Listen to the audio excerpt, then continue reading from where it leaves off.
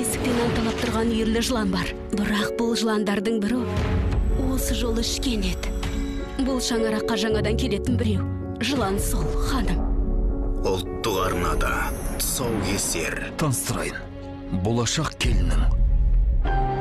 Өзгеріс қашанда көңілге қорқыныш сыйлайды. Мен тірі тұрғанда, әнші сымаға елің босағамда аттамайды. Оны қабылдамау еркіңізде болса да, Сен алдыма қай бетіңмен келіп тұрсың? Мен Фарухтың әйелімін. Маған сол да жетеді. қарсы шығу арқылы сіз өміріңіздің әрбір сәтін тартысқа айналдырасыз. Сені ешқашан келінім демеймін. Бір күні мені тастап кететін болсам, біреудің сөзі үшін емес, жүрегімнен орын ала алмағаным үшін кет.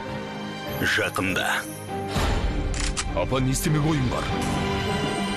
келін әні телехикаясы.